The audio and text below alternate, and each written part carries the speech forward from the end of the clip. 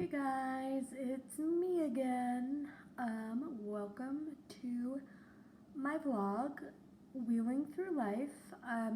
Yesterday was our very first video. I'm still kind of nervous, but like and subscribe and share if you're new to the channel. This channel is about my life as a person living with cerebral palsy and being a mom who's disabled and how we adjust to life every day. And this is only the second video, so the first few videos are going to be just kind of me or my husband talking, but then we will start to get into kind of our daily lives. So our plan is to post every Tuesday and Thursday, and maybe a third day in the week for my mascara makeup business stuff. So anyway, thanks for joining us. So yesterday we told you about our dating story from my husband's perspective and what it was like to date somebody with a disability. And so I thought that today, before we got started into like some of the day-to-day life things, that I would share my experience becoming pregnant and being pregnant and what that was like for me, because I have cerebral palsy. So when me and my husband were dating, we did talk about having kids, and as far as I knew, I could have kids, but I did not know how the pregnancy would affect me. So we just kind of, before we decided to get pregnant, we went to a high-risk doctor for a pre-pregnancy appointment to ask questions like, am I able to have kids? What am I going to need to do to adjust during pregnancy? Am I going to have to modify things? Am I going to be put on bed rest? These were all questions that we talked about with the doctor, and she reassured us that as far as she knew, we could have kids and that I could have somewhat of a normal pregnancy, but it was up to my body and how much my body could handle, and to just take it one step at a time. So after that meeting, we decided to start trying to have kids, and it took us about 6 months to get pregnant, and we got pregnant in June of 2018. And the whole pregnancy, you know, I was worried, but especially in the beginning, because there's always the risk of a miscarriage, and I didn't know how my body was going to react, and so I was just cautious. And every time I fell, I would get really nervous. But I remember the doctor saying that you don't have to worry for the first 3 months or so if you fall, because the baby is so small and is so protected inside your uterus. And so we scheduled our first appointment, and I think I was like 7.5 weeks along. And, you know, I was told, like, you may be able to see the baby's heartbeat or hear it, you may not, so don't go in with, like, high expectations. But I was just really nervous, and we went in, and not only could we see the heartbeat, but we could feel the heartbeat, and it was really strong. And I remember just getting really emotional. You know, I never in my wildest dreams thought as a disabled person that I would get married, let alone have the opportunity to have a baby. And so I was very overwhelmed when I saw our baby for the first time. But then also all the emotions of being handicapped and pregnant and being a soon-to-be mom with a disability, all of those thoughts started coming through. And my thoughts were, when am I going to have to be in a wheelchair? Am I going to have to use a walker?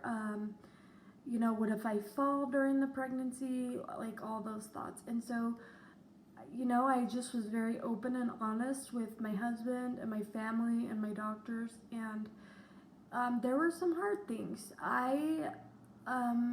Like I said in my last video, I have cerebral palsy, so it causes me to walk a bit funny, and sometimes I fall down a lot, and I don't have control of how my legs are or when I fall or anything like that. And so luckily for me, I can walk on a normal basis. But going long distances or different things like that, I sometimes will use a walker and a wheelchair, but it's not something that I do every single day. And so I knew when I got pregnant that I was going to have to switch to that. And at first I was really stubborn because people already stare at me when I'm not using my wheelchair or my walker, and most of the time it doesn't bug me, but every once in a while it's just like, why can't you just see me as a normal person? Why do you have to stare? And so at first I was really stubborn about using a walker and a wheelchair, and in fact it wasn't until about 4 months that I really decided, okay, I need to use my walker while I'm going to work, because the baby is now getting big enough that if I fall, it will get hurt. And so that was a hard day for me. I don't know if it's a selfish thing, but it was just very emotional for me to finally give up that control that I thought I had, and to just say, okay, I don't like my disability to find me, but I have to do this to protect my child. And so that was the first really hard adjustment, is that especially, everybody has to adjust when they're pregnant to how their body reacts, but especially those who may have physical limitations, you're just gonna have to adjust. And that's what I've learned throughout my life, is I can do anything that I want, but I might have to do it in a different way or adjust my situation. So that's been my motto ever since finding out that I was pregnant, and then also being a mom now, is I just have to adjust to my situation and do things differently that work for me. And so once I finally started using my walker, it got a little easier to accept using it. As I got further along, I'm only 4'9", and so I'm pretty small. So as I got further along, and the baby got bigger, it obviously was getting harder and harder for me to walk, and I was kind of top heavy, and so any little thing could make me fall over or just lose my balance. And I already walk with a wobble, and so adding, a 6-pound baby just makes things a lot worse. So it got harder to walk, just like with any other pregnant person. It got harder to breathe. It just got harder to function in general, and I realized that I was probably going to have to stop working sooner than I anticipated. We had found out that we were having a baby girl, and she was due in March of 2019, but my doctor said, I don't think you're going to go that far. In fact, I'm not going to let you because it's just going to be too hard on your body. And so about November, December, I started to notice it was just too hard to get around. I just couldn't do it. And so I had to speak with my doctor and say, what do you suggest? And she just said, you don't necessarily need to go on bed rest, but I don't want you working anymore. I want you to just take it easy. And so at first it was kind of exciting, oh, I'm gonna have some time off. But then I thought to myself, well, what am I gonna do for the next 2 months? Because I can't really walk or go anywhere. My husband works, and so that was a concern. And I was also concerned because I hadn't given my work a lot of notice. We had a doctor's appointment on that Thursday, and she said, would you like to stop working today or tomorrow? So I didn't really have much of an option. But luckily, I had been saving up a lot of sick time, and because of my disability, I was able to essentially get disability. It wasn't really disability, but I was able to quit and still get paid. Well, not quit, but I was able to stop working, still get paid, and my job was still safe. And at that point, I didn't have any idea if I was going to be able to stay home with my baby or have to go back to work. My husband had a good job, but I made good money too, and so we hadn't really thought about that yet. But so once I stopped working, things got a little bit easier because I wasn't as stressed physically or emotionally. My blood pressure started to get high, and so they were really watching that, and so she really just wanted me to relax.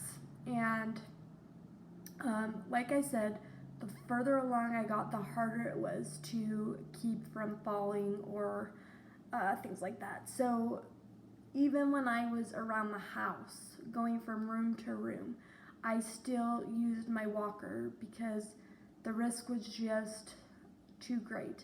And I remember there were still some times that I fell while I was pregnant, but I just remember thinking, just don't fall on your tummy.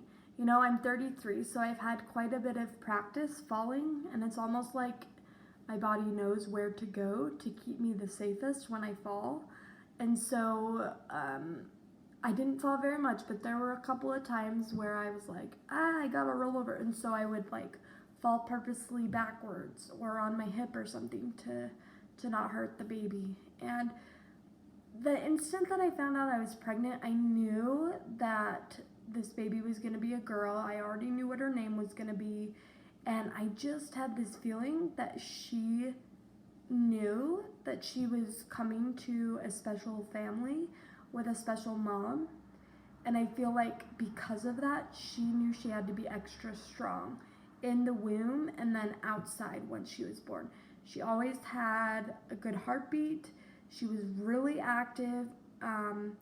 She was developing a little bit ahead of the due date, so everything just seemed to match up. And I really did just feel like we had a special bond even before she was born. And I feel like that now that she knows, now that she's here, she knows that mommy's special and that mommy needs a little extra help.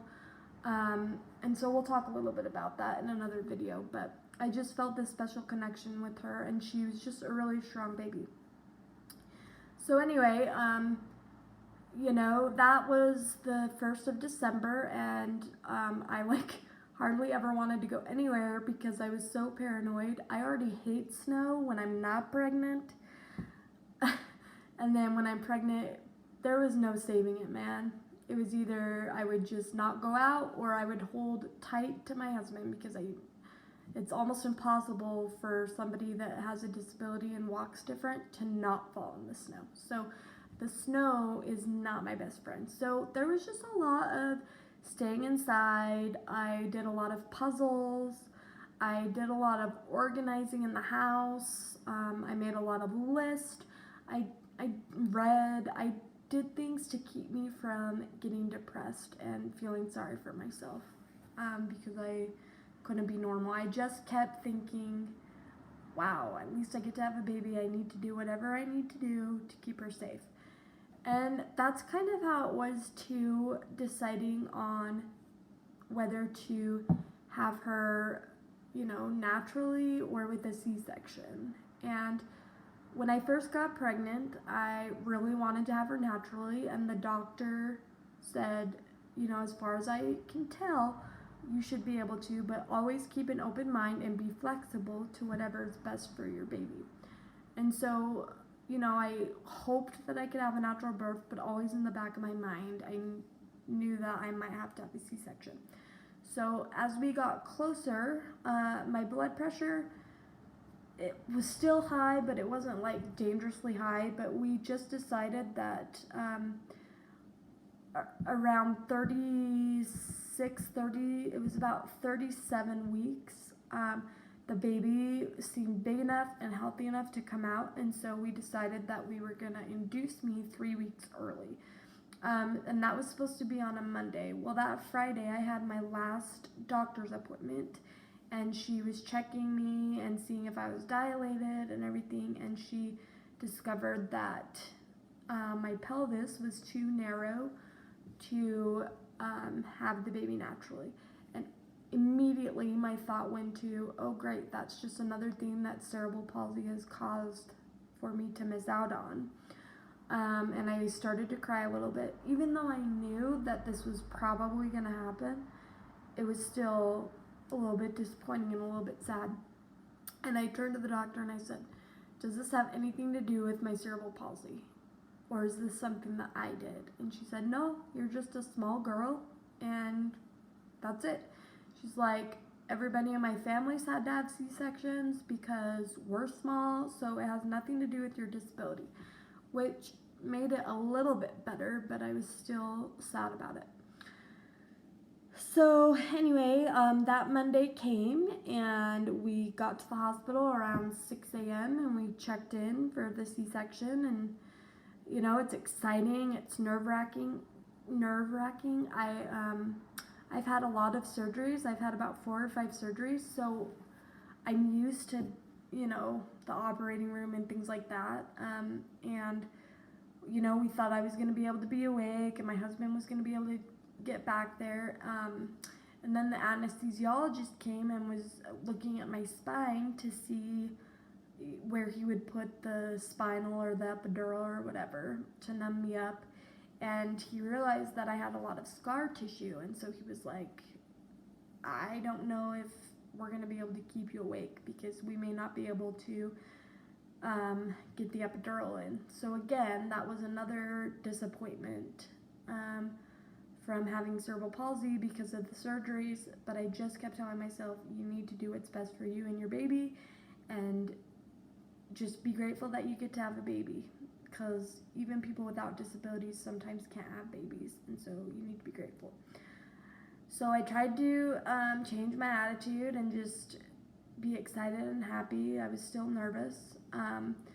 So we went back to the operating room, and the anesthesiologist tried 5 times to get the spinal in, and they just couldn't do it. And so they had to put me out, and they kicked my husband out, and they had the baby out in like 3 minutes and then sewed me up and did all that stuff. I think I was out for a total of 45 minutes. And then I woke up and I got to meet my baby. And that was like the most wonderful thing. Because like I said earlier, I never thought that I would be able to have a baby.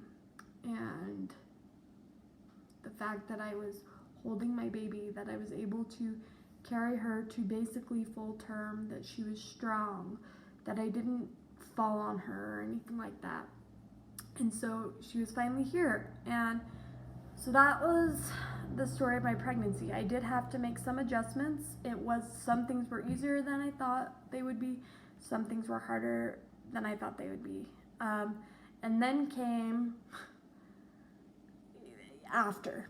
And the recovery and being in the hospital and realizing, holy cow, this is my child. Now I have to figure out not only how to be a new mom, but how to be a new mom being disabled. And so that's kind of where I'm going to leave that. So the next few videos, I might talk a little bit about the first few days, weeks with the baby. I want to start to show you guys a little bit of my life day to day, how I do things, some of the equipment that we've used to adapt. Anyway, thanks for watching. Like, comment, share, ask questions, tell me different things you want to see more videos on, and we will see you guys next time.